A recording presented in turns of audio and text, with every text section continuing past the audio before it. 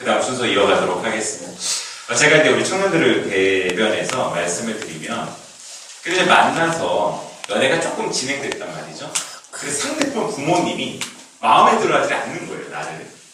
그러다 보니까 이것 때문에 사실 두 사람이 갈등하는 경우도 생깁니다. 이게 실제적으로 몇몇 사례에서도 발생되고요. 그럴 때 어떻게 해야 되는지 사실 정확하게 또 멘토링을 받아야 되고 코칭을 받아야 된다고 생각하는데, 그럴 때 어떻게 해야 되는지 좀 조언을 해주시면 좋을 것 같아요. 질문이 만나서 이제 조금 친해졌는 초기에, 그러니까 뭐 결혼 앞두고서는 아마 이 문제는 또 다른 좀 국면인 것 같고요. 서로 호감 느껴가지고 좋아하는데, 이제 우리 만나면 부모님께도 얘기하잖아요. 뭐 어떤 자매 만났습니다, 형제 만났는데 부모님이 이렇게 들어보더니 안 돼, 뭐 부모님이 예수님 안 믿으시니까 안 된다라는 여러 가지 반대하는 이유들이 나왔을 때 그때 어떻게 대처하는 좀 얘기해 주십시오. 두 가지로 말씀드릴게요. 일단 하나는 그냥 저의 경험을 바탕으로 말씀을 드리시고요. 두 번째는 일반적인 경우에 우리가 어떻게 그런 상황에 대처해 나가야 될 것인가 말씀드릴 건데요. 첫 번째는 저는 그 5년 교제할 동안에 초기에 한 3개월 정도 외에는 어머님이 계속 일관적으로 반대하셨어요. 그 반대의 이유가 딱히 없어요. 그게 참 기분이 나요. 반대 이유가 명확하면은 어떻게 풀어갈 수 있을지 고민했는데 그냥 감정적으로 마음에 안 드시면은 쭉 가는 거예요. 그래서 제가 선택했던 방법은 어머니 마음이 올 때까지 기다리자. 그래서 원래는 제가 1년 정도 교제했을 때 이 사람이랑 나랑 평생 함께 할 수 있는 사람이고 하나님이 정말 정말 그냥 선물이구나라는 서로 간의 믿음의 고백이 있었는데 어머니의 마음이 열 때까지 그래서 4년을 더 기다렸어요. 근데 그때 이제 어머니께서 마음이 상하게 들고 상담 받으면서 또 기도하며 나아갔는데 때가 되니까 진짜 마음이 열리더라고요.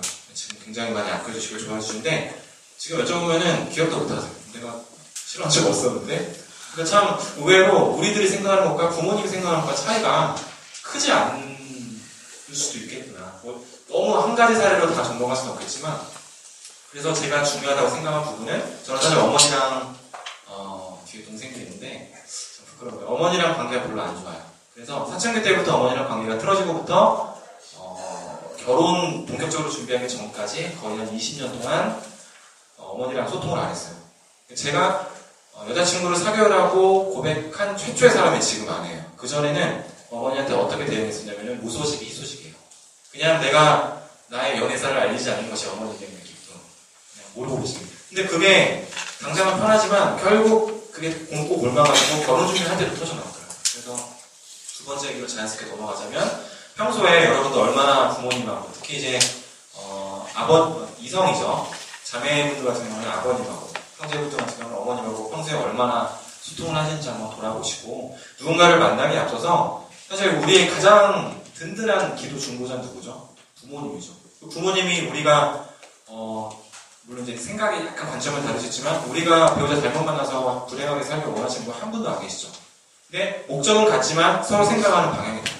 그래서 그런 것들을 미리미리 인지를 하고 부모님께도 여쭤보고 그러니까 내가 배우자로서 어떤 사람 만나면 좋을지 나의 약점과 나의 장점들을 사실 가장 잘 아는 게 부모님이기 때문에 부모님과 평소 소통을 많이 하면서 내가 만나는 사람들도 다 만나고 한 6개월 뒤에 이 사람이 내 여자친구야 내 연인이야 결혼 사람이가 아니라 썸이라고 하죠. 혹은 정말 소개받고서 조금 만나는 과정 속에서 계속 여쭤보는 거예요.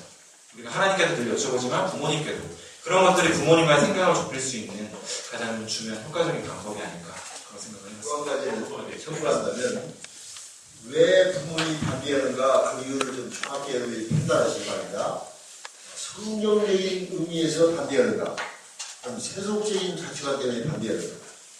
예를 들면 이 아이가 예수 안 믿는데 너는 예수 믿다가 예수 안 믿는데 어떻게 안 믿다 예수 안 믿는 사람은 그러면 안 되잖아. 이런 경우는 부모님 말씀이 맞습니다. 근데 그런 경우도 이 사람을 예수를 믿게 해서 같이 교회 나가고 성경 공부하고 세례받게 해서 예수를 믿게 되면 결혼할 수 있습니다. 부모님 선택해서.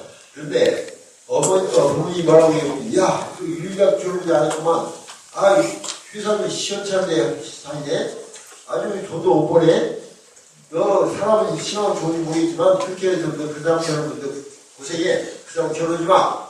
그런 경우는 부모님 말씀을 따르면 안 됩니다.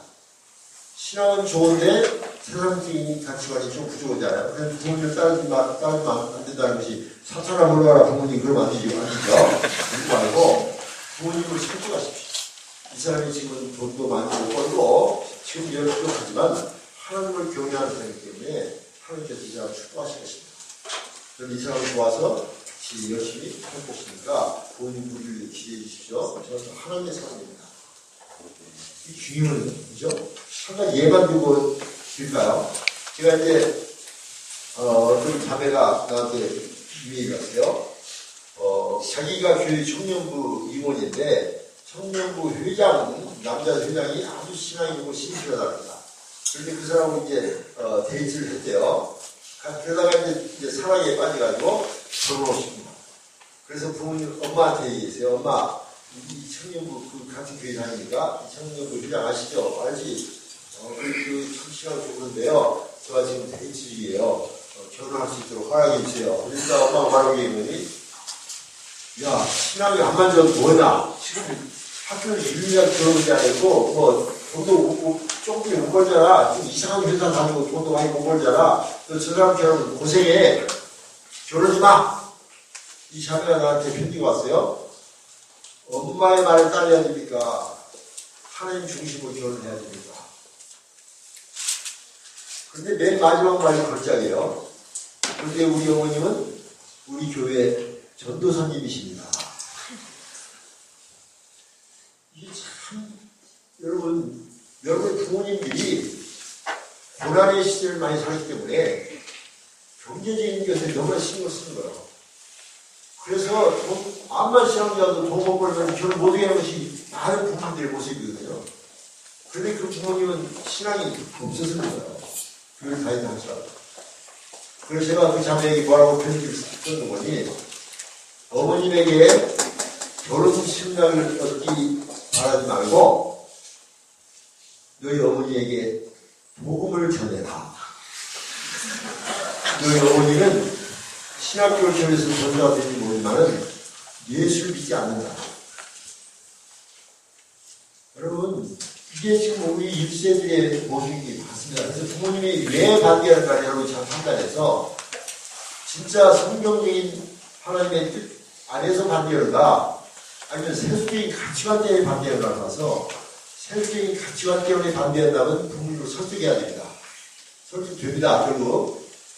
그리고 하나님 중심으로 반대한다면 그 부모님을 의견을 따르듯이 지어오습니다. 두 분 말씀 듣다 보니